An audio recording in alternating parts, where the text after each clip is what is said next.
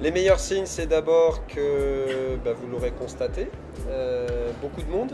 Nous passons d'une situation sous ton contrôle, Claude, de 8300 ou 8400. 8477 l'année dernière. Donc 8477 personnes l'année dernière. Nous sommes à une estimation de 9300 pour l'instant, donc une croissance de 10% du trafic.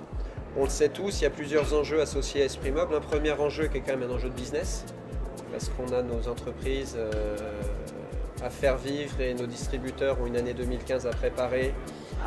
Globalement, les carnets de commandes semblent, même s'il y a des situations comme toujours contrastées, mais les carnets de commandes se sont bien remplis.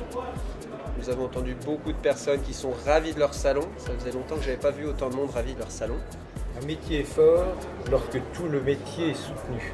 Et donc, un des choix qui a été fait au niveau de ce salon, ça a été de dire on ne va pas mettre dans un coin toute la literie, dans l'autre coin tous les fabricants de sièges. On a voulu donner le plus possible de trafic à chacun.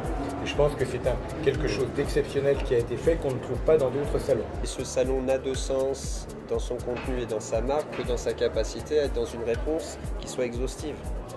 Ça veut dire que si aujourd'hui il y a effectivement beaucoup d'étrangers sur Esprit Meuble, c'est parce qu'il y a beaucoup d'étrangers qui sont contributeurs à créer de la valeur dans ce métier du meuble. Un industriel n'est bon que quand il peut se comparer aux autres. D'accord ? Or, un salon est une occasion exceptionnelle de se comparer à ses concurrents et de se comparer à ses concurrents français et étrangers. Donc l'objectif aujourd'hui, c'est d'ouvrir notre salon à l'international, parce que c'est clair que des gens comme nous, on peut aller sur des salons étrangers. Je veux dire, ce qu'on a voulu, c'est défendre une profession dans sa globalité, et donc faire venir des étrangers sur le marché français, permettre à des Français à se comparer. Et donc ça fait partie en réalité de l'objectif. Il y a une profession entière qui veut continuer à exister sur le territoire français, et pour ça, il ne faut pas avoir peur des autres. C'est vrai que ce que disait Gilles est très important et on en a besoin, ça par contre, d'avoir un maximum, de faire évoluer en tout cas les acheteurs étrangers, le nombre d'acheteurs étrangers. On avait noué cette année cette première étape de partenariat avec les journalistes de la presse professionnelle étrangère qu'on a fait venir, sur lequel on a pris parti de prendre cette décision, plutôt que d'acheter des pages de pub.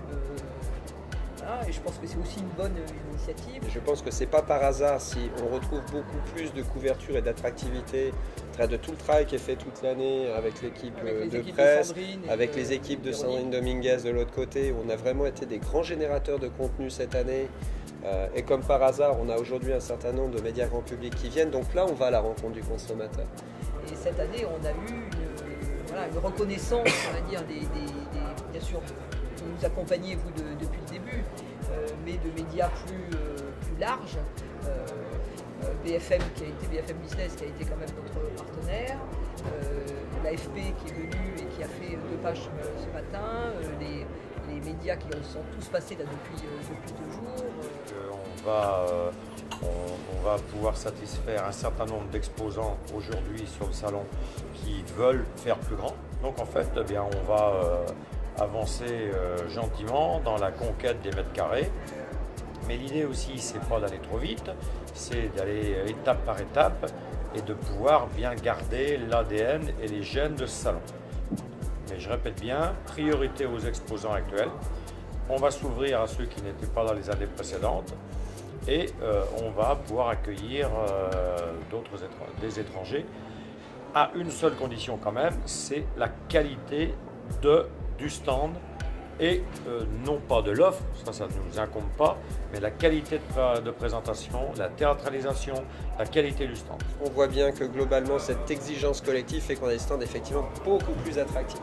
Ça a un impact évidemment sur le commerce, et c'est ce que vient de dire Gilles, mais ça a aussi globalement un impact sur l'image de notre profession, sur l'attractivité de notre profession et notre capacité à aller la représenter davantage. Puisque pour mémoire, les grands objectifs d'Esprit Meuble sont des objectifs de B2B avec des objectifs de faire mieux vivre notre profession et de faire du chiffre d'affaires. C'est l'objectif de faire mieux connaître notre profession et se mettre en situation de lui donner une vraie vitrine. Et cette idée que cette grande famille du meuble ait su se retrouver et sache ensemble faire, parce qu'il y a tout le travail qu'on peut faire évidemment au titre d'Esprit Meuble, mais la réalité c'est que la mayonnaise prenant, c'est l'ensemble des acteurs, l'ensemble des exposants qui font que toute cette affaire monte. et que le niveau monte. Et ils ont été très très très étonnés de cette grande communauté, de cette grande famille du meuble en France qui se reprend en main. Puis c'est vrai que je pense qu'ils ont aussi pas tout à fait l'habitude d'avoir des organisateurs de salons qui sont d'abord des personnes de métier qui travaillent avec des gens du meuble pour les gens du meuble, tout simplement.